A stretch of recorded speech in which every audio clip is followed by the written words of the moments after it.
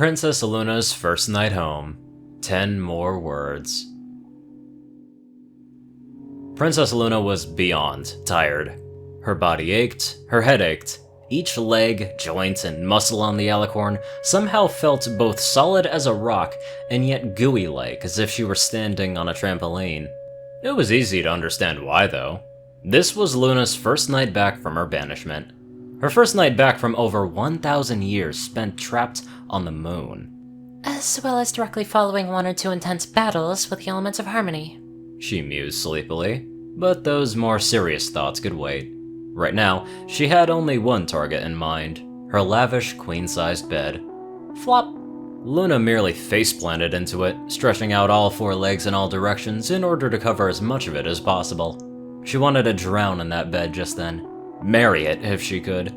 It was nice of her sister to keep her old room in such a nice clean state over the years. Bed, pillow, and covers included.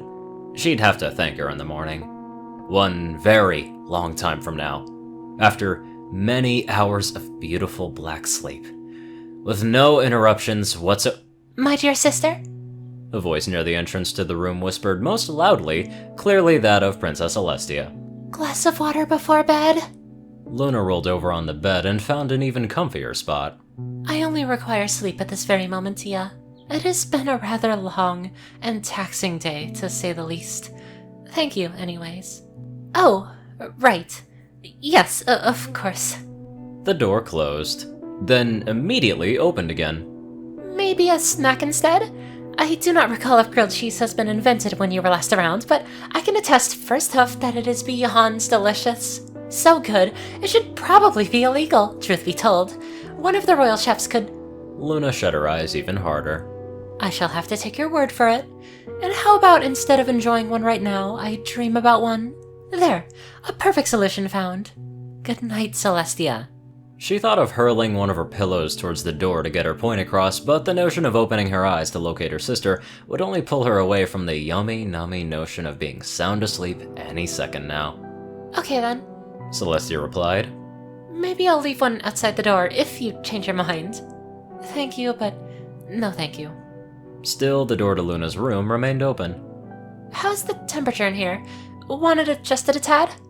It is perfect, Celestia. Far warmer than the moon, most certainly. Want a window open? A soft breeze always helps lull myself to sleep. As does complete and utter silence.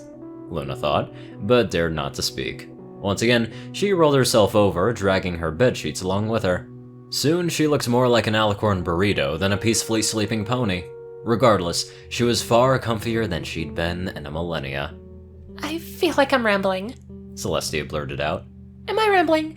I'm so sorry, Luna. It's just been so long since I've seen you. Back in Canterlot. Back in your old room. She paused before adding, Back to your old wonderful, adorable self. Luna was next to certain that her sister wanted a hug at that moment. Sadly, Luna also wanted a hug at that particular moment. A very long hug, in fact, from her pillow. Maybe Celestia would enjoy one from a pillow as well. Flop. Luna's pillow had found its mark with relative ease. It sounded as though it had pierced through Celestia's horn. I think I'm starting to get the picture here, Celestia said evenly. That is good, Luna replied. Tomorrow we can talk as much as you'd like, but for now... It seemed as if Celestia's picture didn't quite match Luna's, as dozens upon dozens of random pillows suddenly fell over top the peaceful laying Luna. Where Celestia retrieved so many pillows on such short notice was any pony's guess. Had she stashed them outside the door from the very start? Summoned them at will? Ordered her guards to fling them inside the room when told to? Those questions could clearly wait until tomorrow, because for now... Celestia, you do realize this only makes my quest for immediate slumber easier, correct? Luna asked from under the 6 feet or so fluffy soft pillows enveloping her. How about a game before bed then? Celestia asked cheerfully. She'd clearly left the safety of the doorway to venture inside Luna's room. I made sure to keep all your favorites around. Monopoly, perhaps? Takes too long. Hungry Alicorns. I always feel self-conscious after playing that one. How about something shorter? Tic-tac-toe? Even shorter. Why not hoof claw parchment? Ready? Go!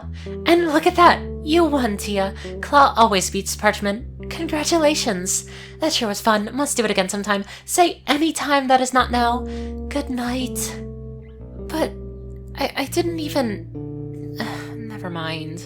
Celestia lingered near the doorway again, door creaking halfway between open and shut. One last thing before I depart, Luna. Have you seen it? Seen what? Luna asked, deep within her wonderfully warm pillow fort. I lost it before, but I think I found it again. I'm just sure of it. Lost what? What do you mean? Can you not search for it later? I'm sure that I saw it around here somewhere. Luna felt a few pillows overtop her, drop to the floor. I'm sure it's close by. Then, a few more pillows. And even more. Then finally the blanket covering Luna's face. There it is! There is what? Painfully, Luna opened her tired eyes to view her sister properly. Even in the gloom of the dimly lit room, Luna could see Celestia's eyes shimmering. My sweet, sweet sister. Celestia finished quietly. I'm sorry to keep bugging you, but it's just been so long since I've seen you. Without warning, Celestia wrapped her sister in a loving embrace, nearly knocking the air out of her. In return, Luna softly patted her sister on the back, more to get her to loosen up than anything. I am more than happy to see you too, Tia. Luna wheezed.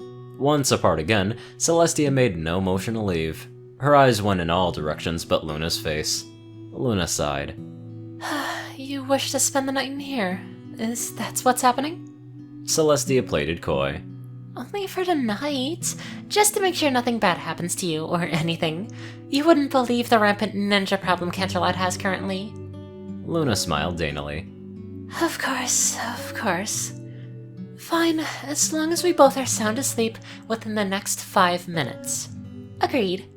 A few minutes later, with the lights off and the bedspread remade, Celestia told her sister, currently held tight to her chest, Thank you for this, Luna. Luna barely had enough room to nod. You are very welcome, Tia. With that said, I am also very sleepy right now. I shall give you 10 more words this evening. Another sisterly squeeze. I'm just happy you're back, little sister. You have 3 more words. A thoughtful pause. Pancakes for breakfast? At the end, the author's note says that some days you just need to write something short and sweet. I agree with that. Whether it be writing, reading, seeing, anything like that. Sometimes we just need something that's sweet and uplifting in our lives. 100% agree with that. Anyway, I'd love to give a very special thank you to my equally sweet donators. Top donator, Dash of Evergreen, Peter Coulthard, Dresdon, Dospo, RuneScythe9852, CourierCruz CI, Delta Omega, Ryanny Dragonwolf, Dwight Cornel, Gagi, Secret Moon, Tallrascha, The Toilet Snake, Starlight Glimmer, Squidey Boy, David D. Sanchez, Trey, Pokekiller Zach, Soul Dragon, Dak Britton, Joe Piercy, Alex F, and Rainbow Dash. Thank you all very much for watching this video, and live life to the fullest.